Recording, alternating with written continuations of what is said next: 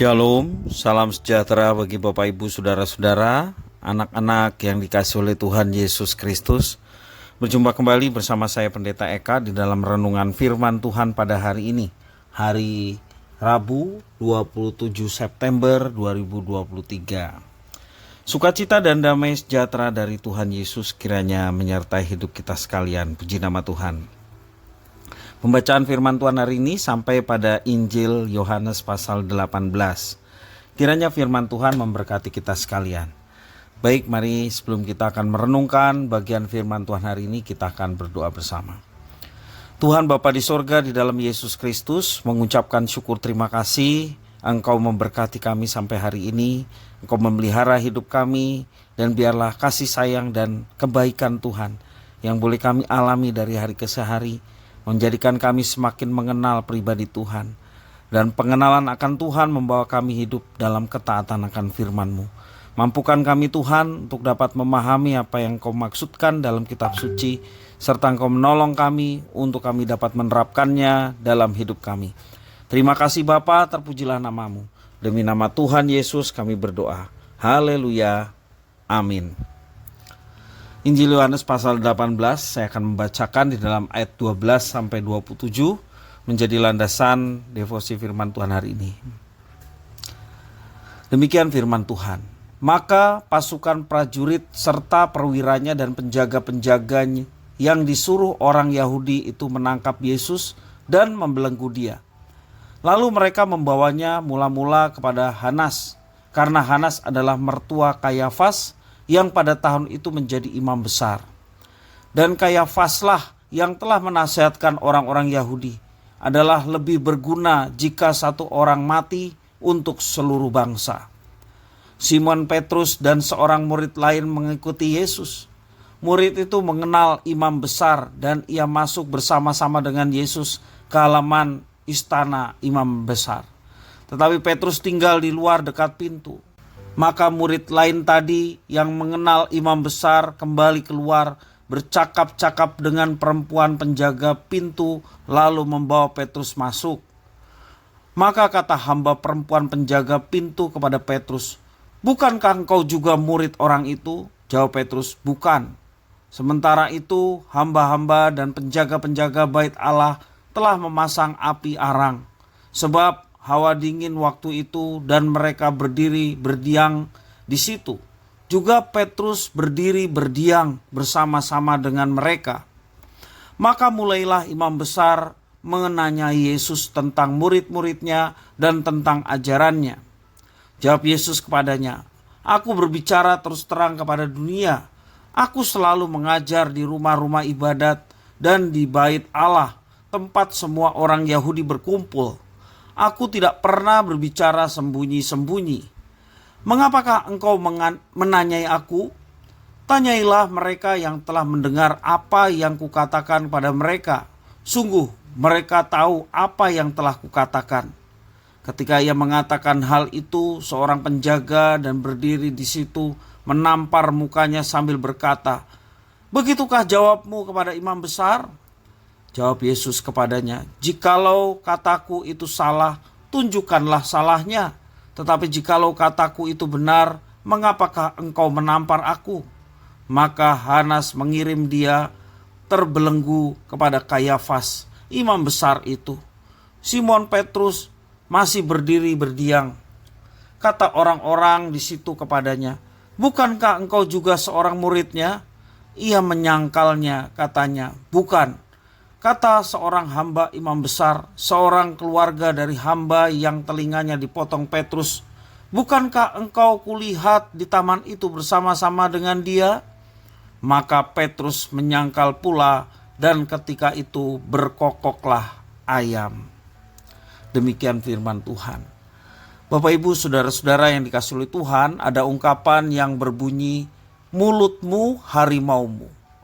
Ungkapan itu ingin menunjukkan bahwa kata-kata yang keluar dari mulut kita memiliki kekuatan seperti harimau yang kuat. Kata-kata kita bisa menyerang orang lain atau berbalik menyerang diri kita sendiri.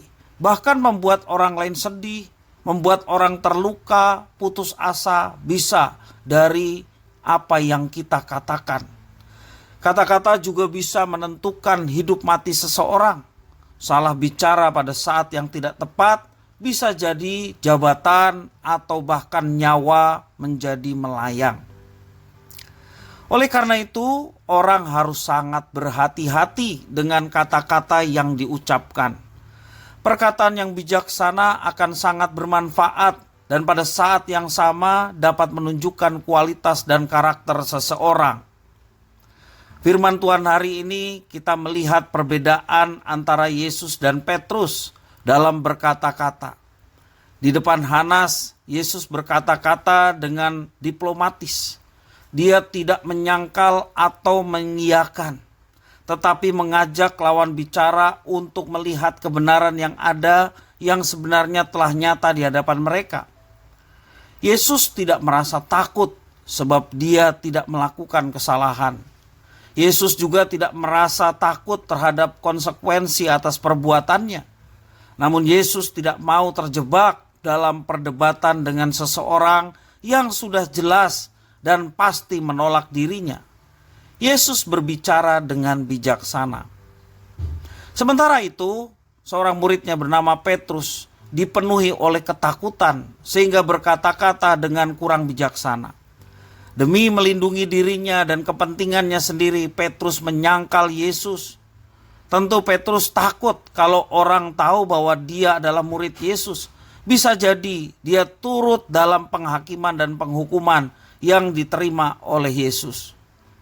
Kalau mungkin kita jadi Petrus pun akan melakukan hal yang sama.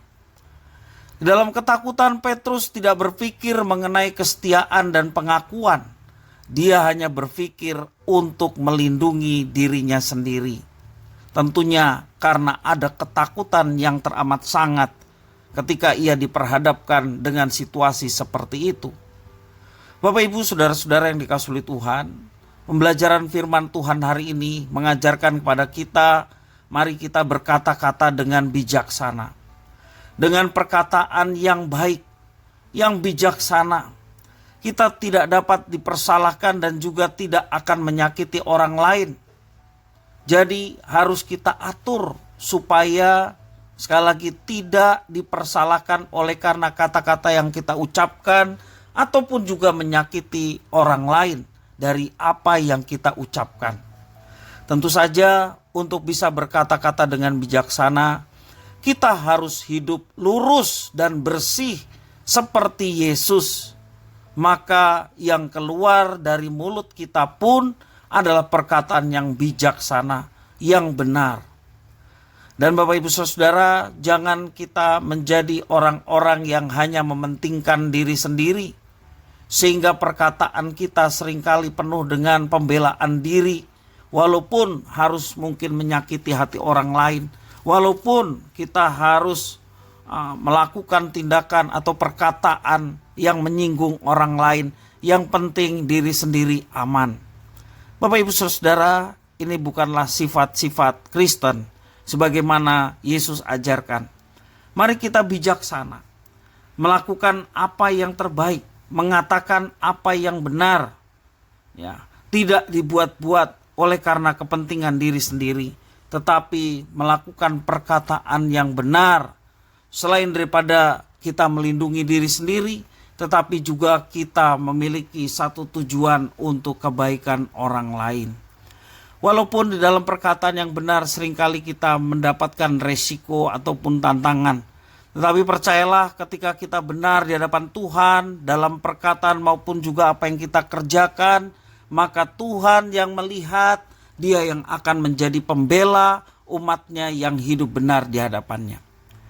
Mari Bapak Ibu Saudara-saudara, kita menerapkan prinsip-prinsip kebenaran yang sudah disampaikan oleh Tuhan Yesus untuk berkata-kata benar dan bijaksana. Maka kita boleh melihat campur tangan Tuhan menyertai dalam setiap kehidupan kita. Kiranya firman Tuhan memberkati kita sekalian. Mari kita berdoa.